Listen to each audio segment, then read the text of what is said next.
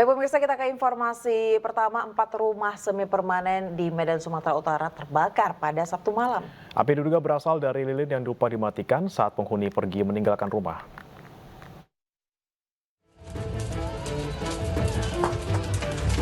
Kebakaran melanda 4 rumah semi permanen di Jalan Kapten Patimura, Medan, Sumatera Utara, Sabtu malam.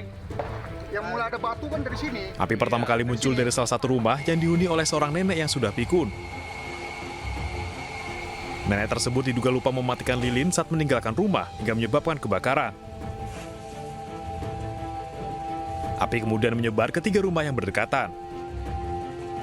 Petugas baru berhasil memadamkan api 2 jam kemudian dengan 7 mobil damkar. Pandangan saksi masyarakat sini ada disebutkan lilin yang ditinggal sama yang punya rumah, mengakibatkan kebakaran. Kan semi permanen tuh kayu cepat jadinya. Tidak ada korban jiwa dalam peristiwa ini, namun kerugian diperkirakan mencapai ratusan juta rupiah. Dari Medan, Sumatera Utara, Ahmad Ridwan Nasution, iNews melaporkan. Gunung Merapi di Kabupaten Agam dan Tanah Datar, Sumatera Barat kembali erupsi. Tipe letusannya kini berubah pemirsa, yaitu disertai lontaran lava pijar.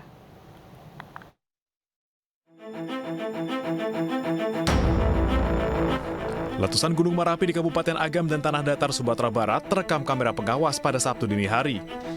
Erupsi diawali dengan suara gemuruh dan letusan bersama dengan keluarnya api merah dari kawah.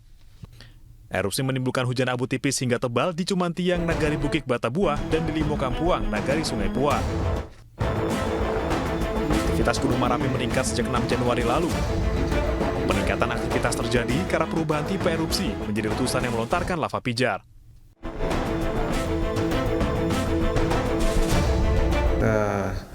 Kita lihat memang dari hasil pemantauan terjadi perubahan tipe erupsi dari freatik menjadi magmatik, dan sehingga itu juga yang menjadi alasan kenapa tingkat aktivitasnya dinaikkan dari waspada menjadi siaga pada tanggal 9 Januari pukul 18 ya.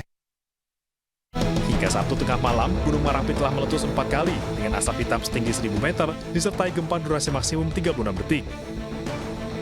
Gunung Merapi kini berstatus siaga atau level 3.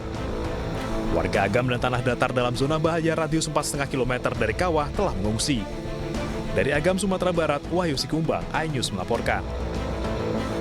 Sebuah pohon tumbang menimpa mobil angkot di Kabupaten Maros, Sulawesi Selatan mengakibatkan seorang penumpang terluka. Mobil angkutan umum ini ringsek akibat tertimpa pohon tumbang saat terjadi hujan disertai angin kencang. Pohon trem besi sepanjang 10 meter ini juga menutup seluruh badan jalan poros. Akibatnya sejumlah kendaraan roda 2 pun tidak bisa melintas dan memilih memutar arah. Tidak ada korban jiwa dalam peristiwa ini, namun seorang penumpang angkot dilarikan ke rumah sakit karena terluka di bagian kepala.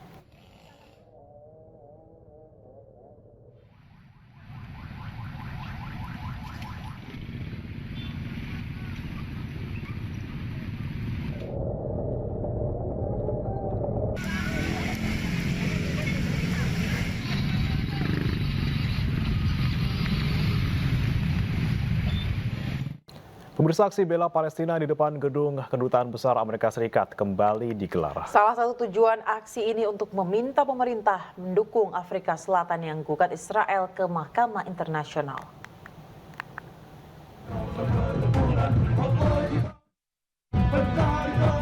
Massa dari berbagai latar belakang menggelar aksi bela Palestina di depan gedung Kedutaan Besar Amerika Serikat di kawasan Gambir, Jakarta Pusat sejak Sabtu pagi. Aksi ini untuk menunjukkan konsistensi warga Indonesia yang mendukung kemerdekaan Palestina yang masih dibombardir Israel hingga hari ke-100. Dalam aksi ini, perwakilan organisasi masyarakat mengajak negara-negara di dunia termasuk pemerintah Indonesia untuk mendukung Afrika Selatan yang menuntut penerapan Israel sebagai pelaku genosida di Mahkamah Internasional. Ya, yang tadi kita sampaikan adalah kita minta bahwa pemerintah Indonesia akan membantu bersama dengan Afrika Selatan untuk menuntut genosida. Ya. Jangan sampai genosida ini terhadap bangsa Palestina dibiarkan. ya, kita minta Mahkamah Internasional untuk bersikap dan memvonis Israel bersama para pemimpin-pemimpinnya bahwa mereka adalah penjahat-penjahat perang. Itu intinya. Sementara Ketua Koalisi Perempuan Indonesia Peduli Al-Aqsa juga meminta pemerintah Indonesia untuk memberikan bantuan bagi wanita dan anak-anak yang menjadi korban perang di Gaza. Dan saat ini yang paling menyedihkan adalah rumah sakit hancur. Dalam hari-hari ke depan 10.000 perempuan-perempuan di Gaza akan melahirkan. 1.400 mereka harus melahirkan dengan sesar. Sekali lagi mereka melahirkan tanpa obat bius dan lahir di tenda-tenda. Dan tentunya tempat tinggal, kebutuhan makan. Dan sekali lagi bahwa anak dan perempuan ini menjadi korban yang paling menderita. Hingga kini akibat serangan Israel menewaskan lebih dari 23.000 warga Palestina sejak perang dimulai Oktober 2023. Dari Jakarta, Amrina Rida, Ahmad Putra, iNews melaporkan. Ribuan umat muslim menggelar aksi solidaritas untuk Palestina di titik 0 km Yogyakarta. Masa aksi mengaku terpukul dengan kekejian Israel melakukan upaya genosida di tanah Gaza.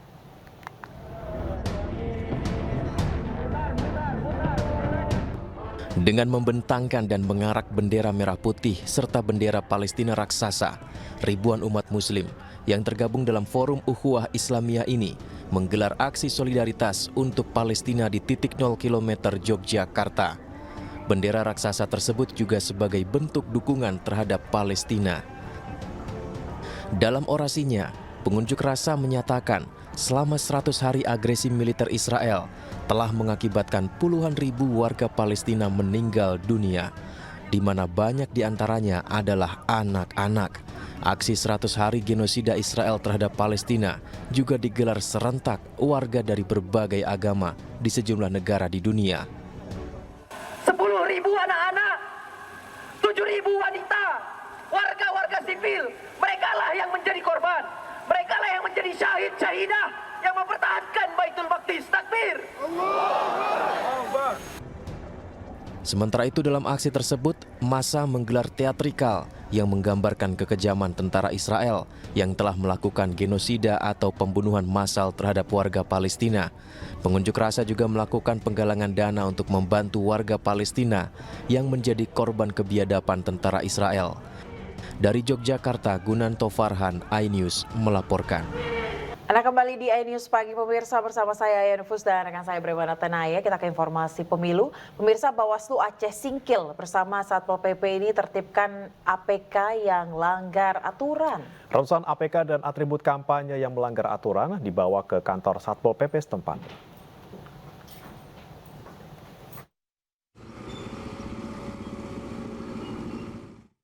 Ratusan alat peraga kampanye dan atribut kampanye yang dipasang pada zona terlarang dan melanggar aturan ditertibkan oleh Bawaslu Aceh Singkil dan Satpol PP Aceh Singkil. Penertiban itu dilaksanakan sejak Kamis lalu dan rencananya akan berlangsung selama 3 hari ke depan dengan dibagi menjadi 2 tim terpisah.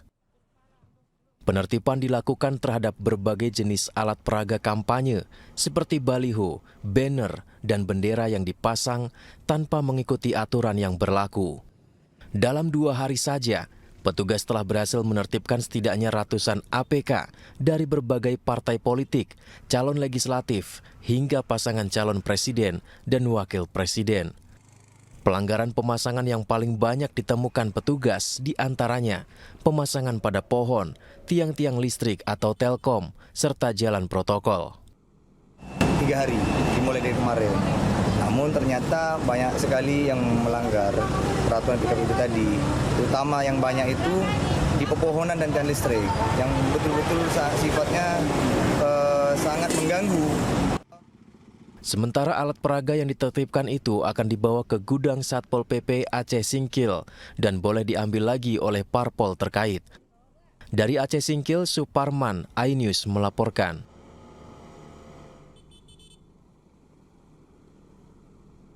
Ancaman netizen terhadap calon Presiden Anies Baswedan di media sosial berbuntut panjang. Kadif Humas Polri menyatakan telah menangkap dan mengamankan pelaku.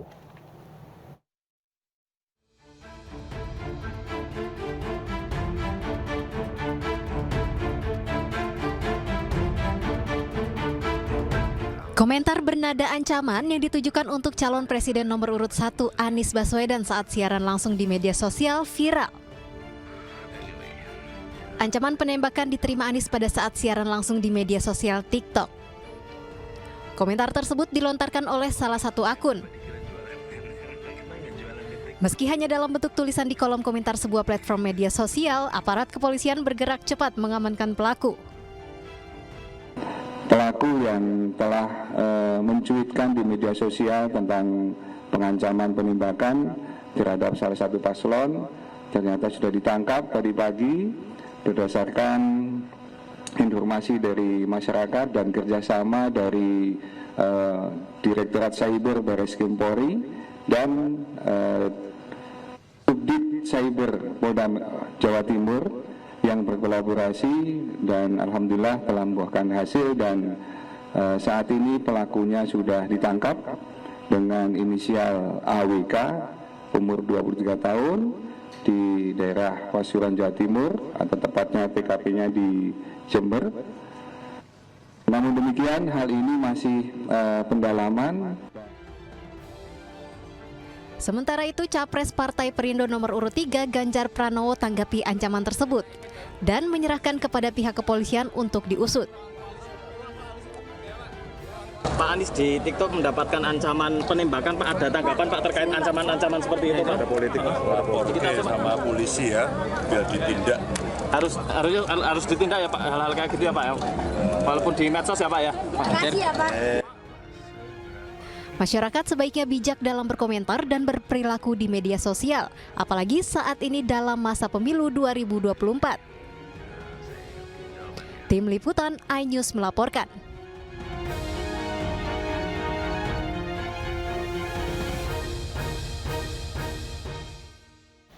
Pemirsa, ratusan pejuang perubahan menghadiri apel siaga relawan Anies Baswedan Muhaimin Iskandar di Jakarta. Kapten Timnas Amin Muhammad Syaugi Alaidrus menggaungkan pesan bagi pejuang perubahan untuk memenangkan paslon nomor urut 1.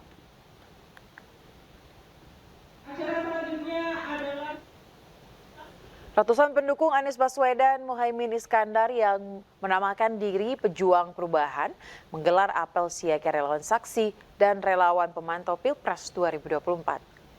Ada sejumlah pesan utama yang digaungkan, diantaranya meminta seluruh relawan menjadi saksi di tempat pemungutan suara daerah masing-masing demi mengawal pemilu jujur dan adil. Mereka juga akan terus berupaya untuk mencegah segala bentuk kecurangan. Assalamualaikum warahmatullahi wabarakatuh. Waalaikumsalam warahmatullahi wabarakatuh. Pagi hari ini kita melakukan apel siaga ya, pejuang perubahan pasangan 01 untuk sebagai saksi. Jadi kalau kita lihat antusias pejuang perubahan ini sangat besar sekali. Ini tidak bisa dibendung. Makanya hari ini mereka ingin menjadi saksi dalam rangka pemilu nanti di 2024 ini tanggal 14 Februari. Saya yakin dengan militansi para pejuang perubahan pendukung pasangan 01 ini, insya Allah Pak Anies dan Pak Muhaimin bisa memenangkan pemilu di 2024. Ribuan masyarakat Sumatera Utara menyambut kedatangan calon presiden nomor urut 2 Prabowo Subianto. Sepanjang jalan arteri Sulatan Serdang, iring-iringan rombongan calon presiden nomor urut 2 Prabowo Subianto terlihat berjalan lambat untuk menyapa warga sejak menunggu kedatangannya. Rencana Prabowo berkunjung ke Sumatera Utara ini untuk menyapa dan berinteraksi dengan masyarakat, serta menghadiri rapat konsolidasi partai pendukung se-Sumatera Utara.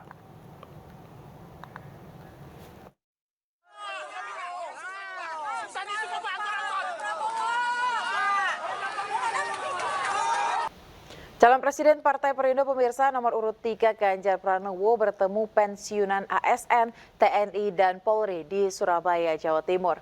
Mereka mengaku siap memenangkan pasangan Ganjar Mahfud di Pilpres 2024. Ganjar Pranowo menghadiri dialog kebangsaan dan doa bersama para pensiunan aparatur negara se-Jawa Timur. Ribuan pensiunan aparatur sipil negara dan beberapa pensiunan TNI Polri hadir dalam acara ini. Mereka menyambut kedatangan Ganjar dengan meriah. Mereka juga mendeklarasikan dukungannya untuk Ganjar Pranowo dan Mahfud MD di Pilpres 2024. Para pensiunan ASN, TNI, dan Polri ini mengaku siap memenangkan Ganjar Mahfud di Jawa Timur.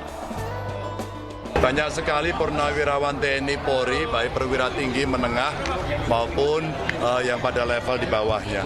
Termasuk tadi hadir juga para pensiunan ya Pak ya. Ada dari kejaksaan, ada dari ASN, ada dari guru, kami menyampaikan terima kasih. Menurut saya ini bagian energi yang menguatkan tapi sekaligus mengharukan. Di tengah situasi orang-orang mau mengekspresikan diri tidak gampang, mereka berani membuka ini di Surabaya. Tentu ini energi yang sangat luar biasa, makin kita optimis. Dan saya senang karena komplit, ada TNI, ada Polri, yang dari seluruh matra lengkap. Inilah yang harapan kita akan bisa betul-betul membantu kami nanti untuk bisa menuntaskan tugas sampai di 14 Februari. Kami terima kasih. Ganjar pun yakin barisan pendukungnya semakin solid. Meski sejumlah tekanan berupaya mengadang pihaknya, namun Ganjar yakin telah berjuang dengan cara yang benar. Tim Liputan iNews melaporkan. Ribuan relawan dan warga menyambut antusias kedatangan Capres nomor urut 3 Ganjar Pranowo. Acara silaturahmi lintas agama ini juga dihadiri Haritanu Sudibyo, Yeni Wahid, Eri Cahyadi, dan para tokoh lintas agama Jawa Timur.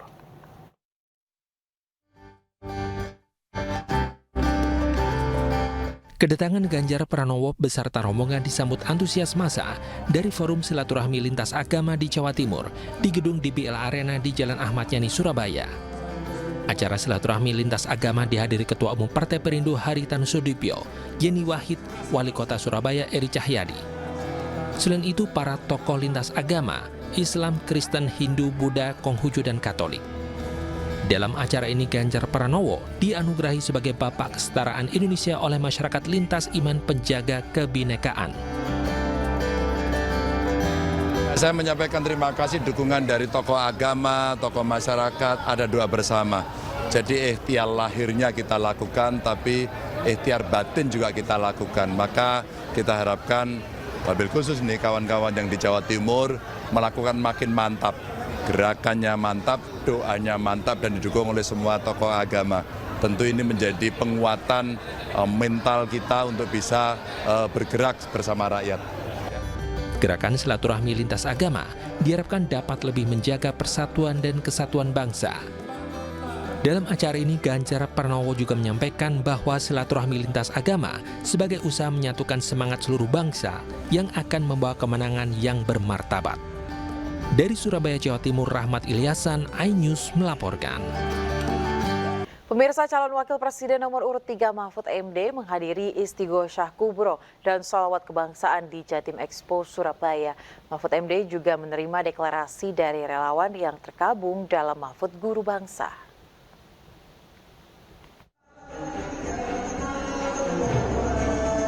Ribuan masyarakat Jawa Timur menyambut calon wakil presiden yang didukung Partai Perindo, Mahfud MD, saat tiba di Jatim Expo Surabaya, Jawa Timur. Mahfud juga menyapa masyarakat yang hadir di acara yang bertajuk Istighosyah Kubro dan Sholawat. Dalam kesempatan itu, Mahfud MD juga menerima dukungan deklarasi dari masyarakat, yakni Mahfud Guru Bangsa, untuk mendukung Ganjar Pranowo dan Mahfud MD sebagai Capres dan Cawapres 2024. Mahfud menyebutkan guru ngaji banyak mencetak kader-kader hebat yang sudah menjadi pejabat negara, sehingga pengajar agama harus disejahterakan. Guru-guru ngaji itu kan sudah mencetak kader-kader yang hebat-hebat ya. Yang diajari oleh mereka sudah ada yang jadi menteri, jadi profesor, jadi DPR, bahkan ada yang jadi presiden juga. Itu kan yang ngajari guru-guru madrasah dulu, kalau yang dari pesantren. Tapi sampai sekarang mereka itu tidak ada yang menggaji. Gajinya tuh kadang-kala gajinya cuma 150.000, dibayar 6 bulan sekali, kadang-kala tidak dibayar juga gitu. Dengan penuh ikhlas, maka kita akan memprogramkan agar kita beri mereka penghasilan minimal lah ya. Sementara itu, Dewan Penasihat TPN Ganjar Mahfud Yeni Wahid yang mendampingi Mahfud MD menyampaikan suara Ganjar Mahfud mengalami peningkatan di Jawa Timur karena Ganjar dan Mahfud berkampanye berdasarkan hati, bukan kepentingan. Kita berkampanye dengan riang gembira, dengan berdasarkan hati nurani. Kalau sudah berdasarkan hati nurani, nggak ada bebannya. Ya, karena kita yakin bahwa langkah-langkah kita sudah benar. Karena berdasarkan hati, bukan berdasarkan kepentingan. Mahfud juga mengatakan agar masyarakat tidak menjual hak suaranya saat pemilu demi mendapatkan keuntungan. Dan setiap individu diminta memilih berdasarkan hati nurani. Dari Surabaya, Jawa Timur, Rian Rahman, iNews melaporkan. Partai Perindo menggelar Selawat Persatuan Indonesia di Kabupaten Lamongan pada Sabtu malam. Dalam selawat ini, Partai Perindo mengajak masyarakat berdoa untuk kemajuan dan kesejahteraan Indonesia.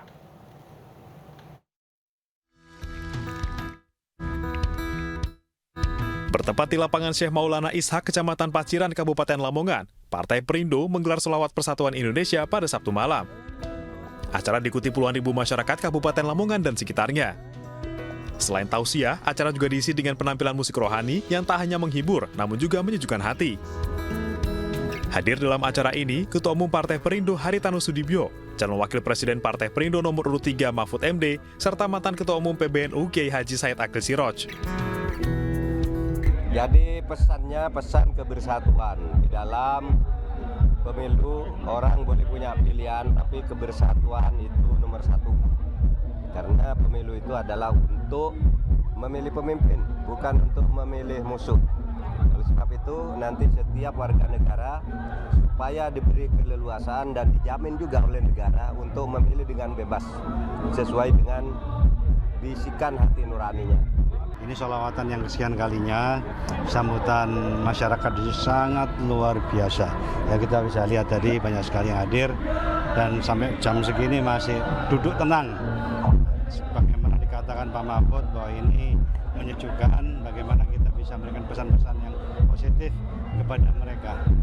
Sukseskan pemilu dengan bermartabat, dengan berakhlakul karimah. Jangan sampai ada kecurangan atau hal-hal yang merugikan demokrasi, merusak demokrasi. Tunjukkan kita bangsa yang sudah paham berdemokrasi. Dalam sholawat ini, Partai Perindo juga mengajak masyarakat, khususnya warga Lamongan, untuk berdoa demi kemajuan dan kesejahteraan Indonesia. Dari Kabupaten Lamongan, Jawa Timur, Maria Elizabeth, Freddy Iswanto, iNews melaporkan.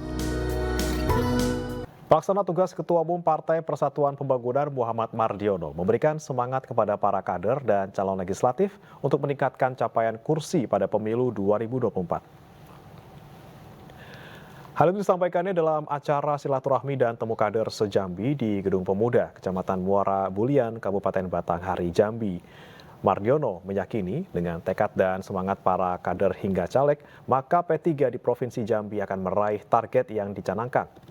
Sementara Ketua DPW P3 Jambi Muhammad Fadil Arif menyebut pertemuan kader dengan pimpinan berlambang Ka'bah ini dapat menambah energi baru untuk kemenangan P3. DPW P3 Jambi mempunyai target 1 kursi DPR RI, 8 kursi DPRD Provinsi, dan 50 kursi DPRD Kabupaten Kota. Kita ingin mengetahui sejauh mana kekuatan terakhir dalam perjuangan Partai Persatuan Pembangunan, khususnya di Provinsi Jambi, bahwa di mana sudah 2 periode sejak tahun 2014 dan 2019 ini tidak ada keterwakilan di DPR RI. Nah, tetapi Jambi ini dulu merupakan suatu basis Melayu ya, bahwa P3 itu selalu sukses di provinsi ini. Nah, mudah-mudahan nanti di tahun 2024 adalah momentum kebangkitan. Simpatisan Ganjar Mahfud di Jakarta, pemirsa, menggelar makan siang gratis untuk masyarakat serta para pengemudi ojek online. Sementara di Lombok Tengah, pendukung Ganjar Mahfud memberikan akses internet gratis untuk mendukung program internet gratis Ganjar Mahfud di pelosok Indonesia.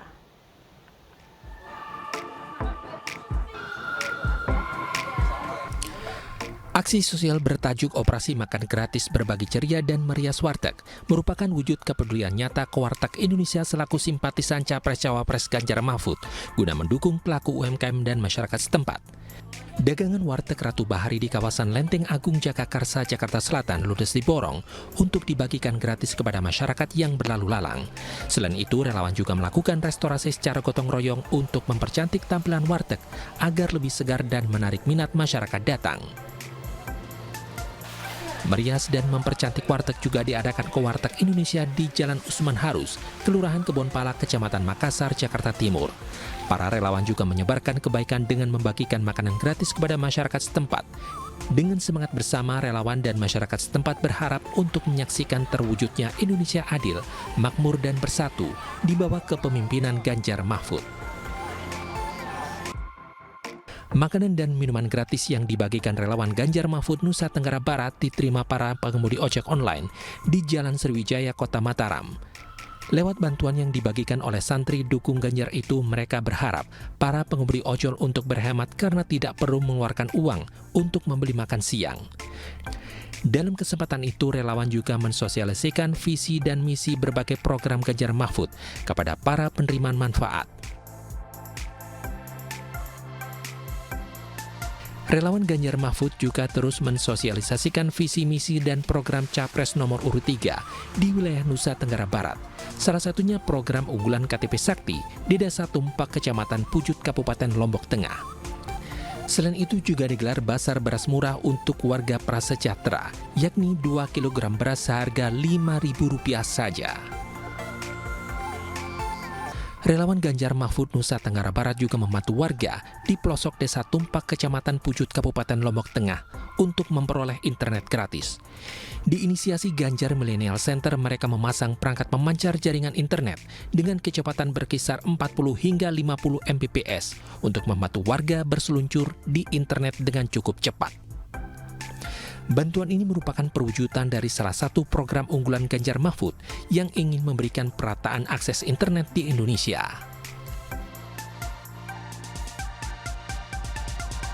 Di Kabupaten Lombok Barat, relawan Ganjar Mahfud Nusa Tenggara Barat menyerahkan bantuan keranda jenazah untuk warga Desa Kediri, Kecamatan Kediri. Keranda itu diberikan untuk menambah fasilitas desa yang nantinya dapat digunakan untuk kemaslahatan umat bersama. Selain pemberian bantuan, kedatangan relawan juga untuk mensosialisasikan visi misi dan memaparkan berbagai program unggulan dari paslon nomor urut 3 Ganjar Mahfud.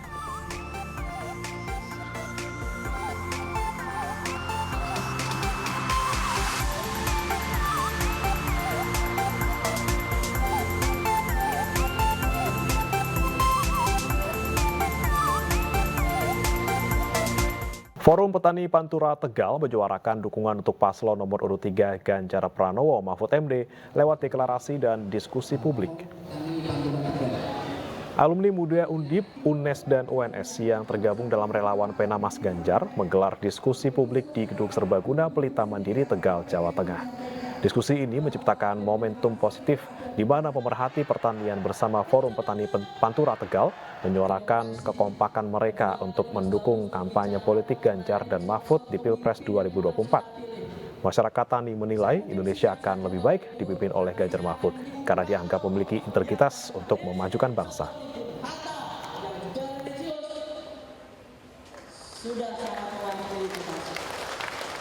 Pemirsa, doa untuk Capres Ganjar Pranowo dan Cawapres Mahfud MD agar dapat memenangkan Pilpres 2024 terus mengalir dari kalangan santri.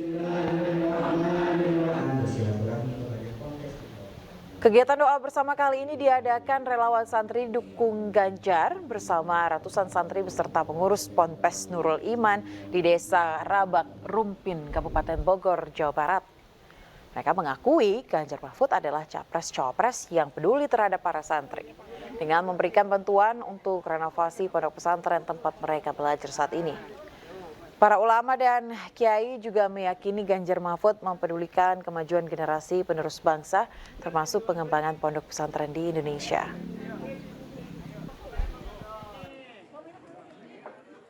Ketua DPR RI Puan Maharani mengunjungi sejumlah tempat di Semarang, Jawa Tengah. Selain meresmikan penggilingan padi kelompok tani, Puan juga berdialog dengan para petani muda.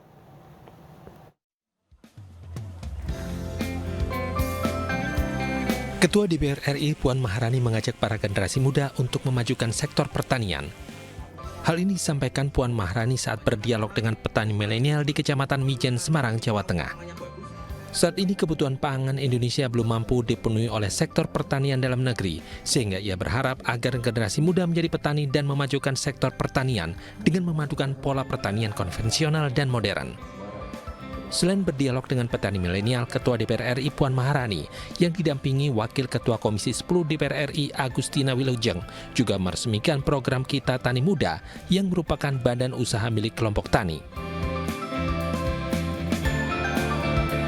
Harapannya adalah bahwa rice mill itu dibangun memang di dekat dengan daerah pertanian atau petaninya.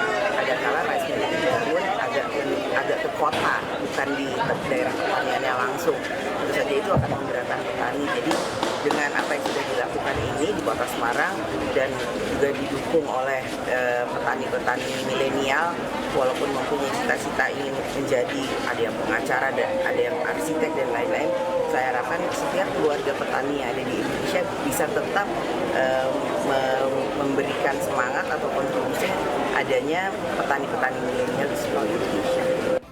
Sebelumnya dalam rangkaian kunjungan ke Jawa Tengah, Ketua DPR RI Puan Maharani juga berkunjung ke Kabupaten Sukoharjo, Boyolali, Salatiga, dan beberapa tempat lainnya. Dari Semarang, Jawa Tengah, Wisnuwardana, iNews melaporkan. Pemirsa, bentrok antara dua kelompok massa dari perguruan silat berbeda di Tulungagung, Jawa Timur membuat warga panik. Akibat aksi ini, pemirsa, sejumlah rumah warga dan fasilitas umum mengalami kerusakan.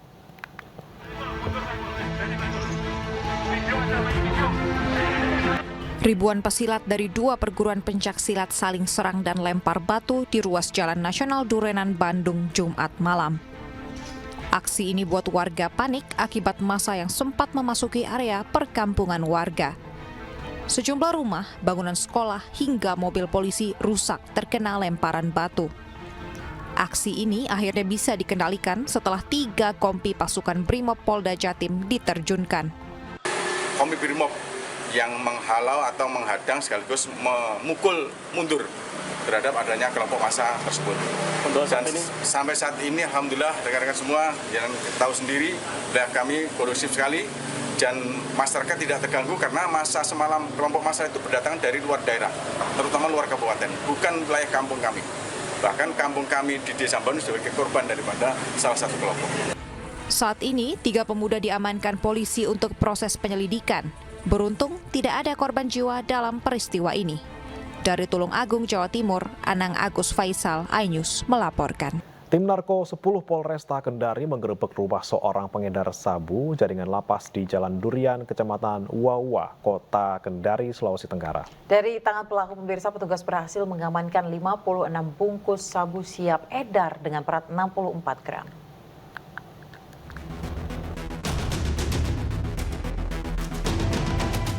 Ebit, pemuda 30 tahun ini tampak tak berkutik saat digerebek tim Narko 10 Satres Narkoba Polresta Kendari di rumahnya di Jalan Durian, Kecamatan Wawa, Kota Kendari, Sulawesi Tenggara.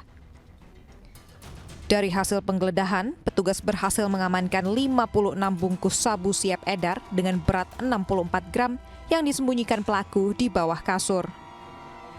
Berdasarkan hasil interogasi, pelaku menjalankan aksinya atas perintah dari seorang narapidana yang berada di Lapas Kelas 2A Kendari. Dengan kronologis, pada awalnya anggota kami mendapat informasi dari masyarakat bahwa di sekitaran Transito ada seorang bandar yang sering memperjualbelikan sabu-sabu. Pelaku beserta barang bukti sabu dibawa ke kantor Polresta Kendari untuk dilakukan pemeriksaan. Dari Kota Kendari, Sulawesi Tenggara, Febriono Tameng, iNews melaporkan. Diduga mengalami remblong, truk pengangkut terigu di kawasan Kota Cilegon, Banten menabrak truk pengangkut pasir hingga nyaris terjun ke jurang. Sementara itu di Jakarta, pemirsa, tak kuat menanjak, truk pengangkut semen mundur dan menabrak tembok pembatas.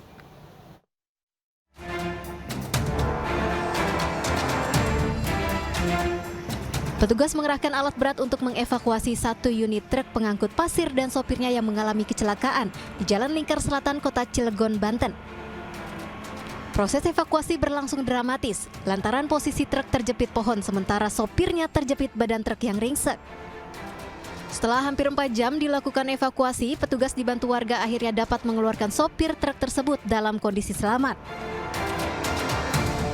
Kecelakaan lalu lintas ini terjadi lantaran truk pengangkut tepung mengalami remblong yang kemudian menabrak truk pengangkut pasir di depannya hingga terguling dan nyaris masuk jurang.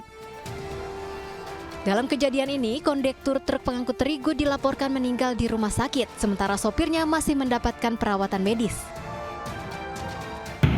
Untuk korban ada 3 yang bawa mobil nih, yang 2 ini connect sama supir. Yang connect sama supir yang nabrak ini udah pergi ke rumah sakit, tapi katanya tadi ada berita meninggal connectnya. Tapi supir nggak apa-apa. Yang 1 yang ditabrak ini yang terjepit ini yang susah dievakuasi. Sementara itu di Jakarta, truk bermuatan semen melintang di Jalan Puri Sakti Cilandak, Jakarta Selatan Sabtu siang. Kendaraan tersebut mundur setelah gagal menanjak hingga akhirnya menabrak tembok pembatas jalan. Akibatnya bagian depan truk mengalami kerusakan. Meski tidak ada korban dalam kecelakaan ini, arus lalu lintas di jalan alternatif Kemang menuju Antasari tidak dapat dilintasi. Selanjutnya, truk berhasil dievakuasi setelah 1 unit mobil dinas perhubungan diterjunkan ke lokasi. Dari Jakarta, tim liputan iNews melaporkan.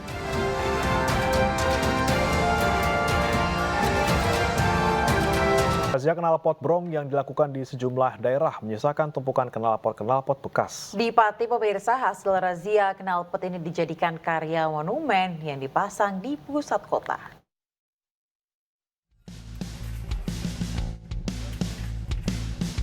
Inilah kumpulan knalpot brong hasil razia polisi di wilayah Pati selama 4 bulan. Ditumpuk usai diamankan, knalpot brong bekas ini kemudian dialih fungsikan. Daripada meresahkan masyarakat dan tertumpuk tak digunakan, Satuan Lalu Lintas Polresta, Satlantas, Polresta Pati bersama pengrajin Desa Rendole, Margorejo Pati, akhirnya membuat monumen bandeng dari knalpot brong. Lebih dari 4.000 knalpot ditempel dan disatukan hingga setinggi 2 kali 11,5 meter dan dibentuk menyerupai ikan bandeng yang merupakan oleh-oleh khas Kabupaten Pati. Setiap sisi knalpot disambungkan dengan dilas dan membentuk setiap sudut. Proses pembuatan berlangsung 10 hari dengan lebih dari 10 orang pengrajin. Setelah jadi, monumen ini kemudian dipasang di Jalan Panglima Sudirman sekitar alun-alun Pati. Untuk memberikan pesan kepada masyarakat agar dalam mengemudikan kendaraan bermotornya, utamanya kendaraan roda 2, itu tidak menggunakan knalpot brong. Jadi knalpot ini kurang lebih sekitar 4.031 ya, 4.031. Ini kita dapatkan selama 4 bulan.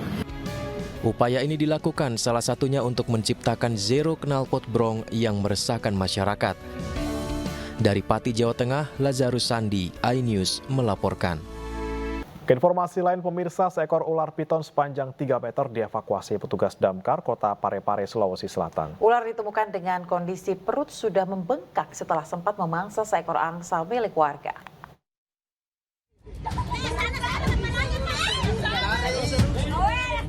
Tim rescue Dinas Pemadam Kebakaran Kota Parepare mengevakuasi seekor ular piton di perumahan Panrita, Kecamatan Baju Kiki, Sulawesi Selatan. Ular piton sepanjang 3 meter ini ditemukan di sebuah kandang milik warga dengan kondisi perut membengkak setelah memangsa seekor angsa. Ular pertama kali ditemukan pemilik rumah yang langsung menghubungi pihak damkar. Penangkapannya juga ya agak sulit karena ini panjangnya ular kurang lebih 3 meter. Dan korbannya ada korban hewan 1 ekor angsa. Sempat dimangsa ya? Iya, sempat. Ular piton ini akhirnya diserahkan ke Balai Konservasi Sumber Daya Alam untuk kembali dilepas liarkan jauh dari permukiman warga. Dari Parepare, Sulawesi Selatan, Erwin Eka Pratama, iNews melaporkan. Perusahaan Umum Daerah Pembangunan Kota Medan mengakui sejak tahun 2005 belum ada perbaikan apapun di Medan Zoo. Bahkan Medan Zoo belum mengikuti regulasi yang diminta dari BKSDA.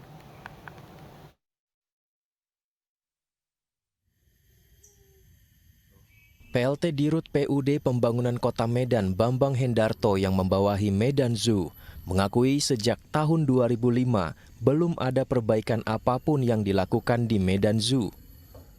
Medan Zoo juga belum bisa mengikuti regulasi animal welfare dari BKSDA.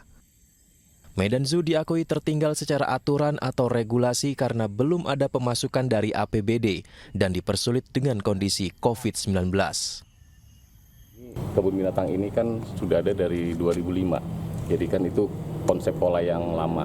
Nah, dari 2005 sampai dengan hari ini memang belum ada perbaikan apapun karena belum ada juga APBD yang masuk kemari. Jadi kita sedikit tertinggal memang kalau secara aturan, secara apa yang menjadi keinginan BKSDA untuk animal welfare, kita memang belum bisa mengikutinya gitu.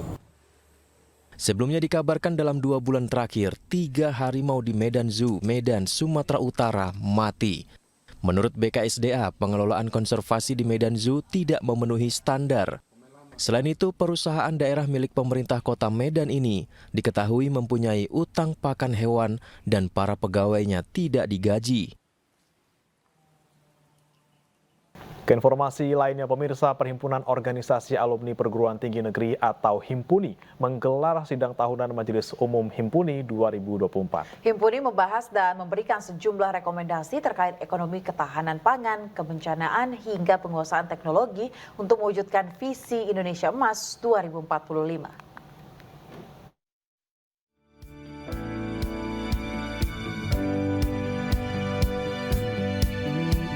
Bertempat di salah satu hotel di kota Bandung, Perhimpunan Organisasi Alumni Perguruan Tinggi Negeri atau Himpuni menggelar sidang tahunan Majelis Umum Himpuni 2024.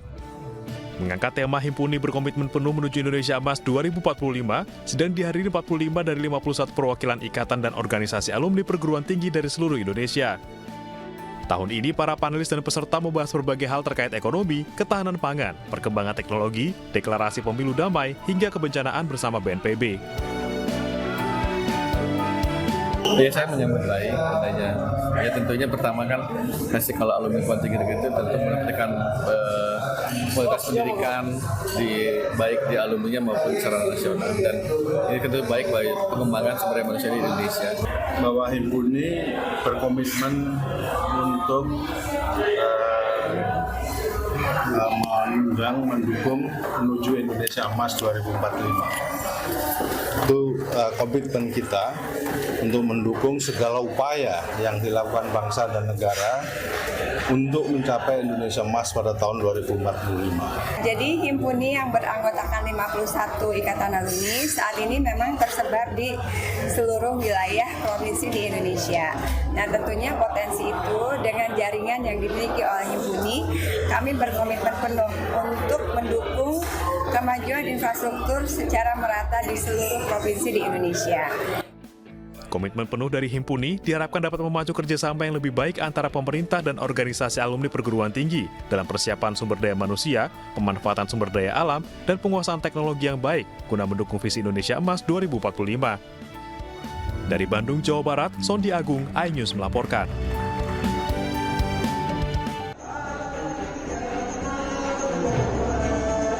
Ribuan masyarakat Jawa Timur menyambut calon wakil presiden yang didukung Partai Perindo, Mahfud MD, saat tiba di Jatim Expo Surabaya, Jawa Timur. Mahfud juga menyapa masyarakat yang hadir di acara yang bertajuk Istighosah Kubro dan Sholawat. Dalam kesempatan itu, Mahfud MD juga menerima dukungan deklarasi dari masyarakat, yakni Mahfud Guru Bangsa, untuk mendukung Ganjar Pranowo dan Mahfud MD sebagai Capres dan Cawapres 2024. Mahfud menyebutkan guru ngaji banyak mencetak kader-kader hebat yang sudah menjadi pejabat negara, sehingga pengajar agama harus disejahterakan. Guru-guru ngaji itu kan sudah mencetak kader-kader yang hebat-hebat ya. Yang diajari oleh mereka sudah ada yang jadi menteri, jadi profesor, jadi DPR, bahkan ada yang jadi presiden juga. Itu kan yang ngajari guru-guru madrasah dulu, kalau yang dari pesantren. Tapi sampai sekarang mereka itu tidak ada yang menggaji. Gajinya tuh kadang-kala gajinya cuma 150.000, dibayar 6 bulan sekali, kadang-kala tidak dibayar juga gitu. Dengan penuh ikhlas, maka kita akan memprogramkan agar kita beri mereka penghasilan minimal lah ya. Sementara itu, Dewan Penasihat TPN Ganjar Mahfud Yeni Wahid yang mendampingi Mahfud MD menyampaikan suara Ganjar Mahfud mengalami peningkatan di Jawa Timur karena Ganjar dan Mahfud berkampanye berdasarkan hati, bukan kepentingan. Kita berkampanye dengan riang gembira, dengan berdasarkan hati nurani. Kalau sudah berdasarkan hati nurani, nggak ada bebannya. Ya, karena kita yakin bahwa langkah-langkah kita sudah benar. Karena berdasarkan hati, bukan berdasarkan kepentingan. Mahfud juga mengatakan agar masyarakat tidak menjual hak suaranya saat pemilu demi mendapatkan keuntungan. Dan setiap individu diminta memilih berdasarkan hati nurani. Dari Surabaya, Jawa Timur, Rian Rahman, iNews melaporkan.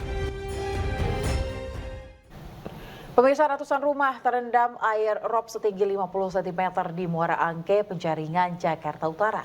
Warga yang rumahnya terendam hanya bisa menangis karena sudah 5 hari air tidak kunjung surut. Sering lagi tiap hari. Ya capek bolak-baliknya, mau beli makan susah. Itu aja mau beli tabung gas nggak punya duit. Ratnawati hanya bisa pasrah dan tetap melakukan aktivitas sehari-hari di tengah genangan air laut pasang. Sudah 5 hari air merendam rumahnya dan ratusan rumah lain di 3 RT di Kampung Nelayan Muara Angke, Penjaringan, Jakarta Utara. Selain itu, akses keluar dan masuk ke Kampung Nelayan pun ikut terendam. Menurut Ratna, air laut akan naik merendam Kampung Nelayan pada pagi hari dan akan surut di sore hari. Ia juga berharap pemerintah bisa memberikan solusi terhadap kawasan tempat tinggal mereka.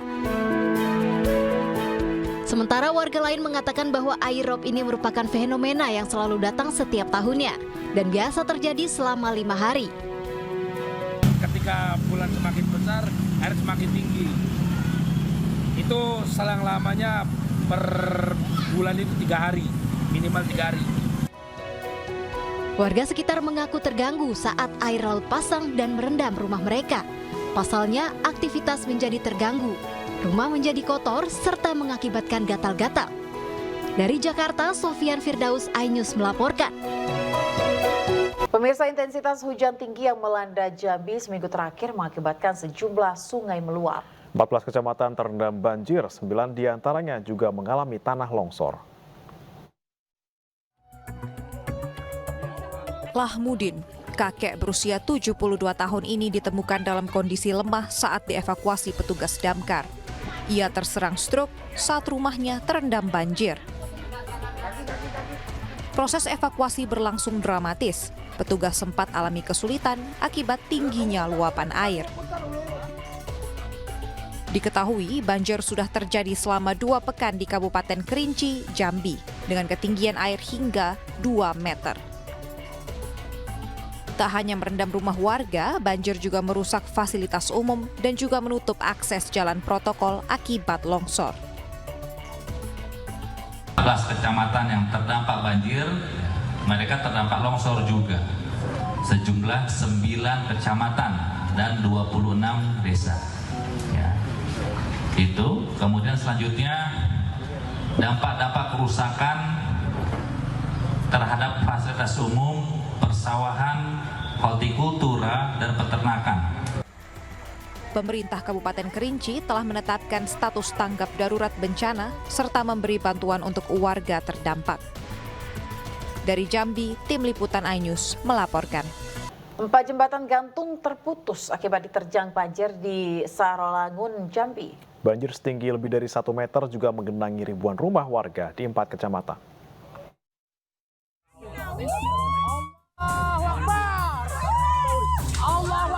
Akibat diterjang banjir, 4 jembatan gantung di Kabupaten Sarolangun, Jambi putus. Luapan air Sungai Batang Tembesi ini juga mengakibatkan ribuan rumah warga di 4 kecamatan tergenang banjir dengan ketinggian mencapai 1 meter. Akibat putusnya 4 jembatan ini, warga kesulitan mengakses jalan untuk keluar desa. Ya itu, kalau ini putus tuh untuk sementara kita amankan warga dulu, jangan ini kan kita di lokasi jembatan tuh. Paling sesudah inilah bencana ini ya kita ambil langkah untuk rehab bencanaannya pasca bencana itu. Berarti 4 jembatan itu bisa dilalui, tidak bisa diakses lagi? Tidak bisa lagi, kondisi sekarang tidak bisa dilalui. Akibat banjir ini, warga terdampak mengungsi ke tempat yang lebih aman. Dari Kabupaten Soralangun, Jambi, Rido Habiballah, iNews melaporkan.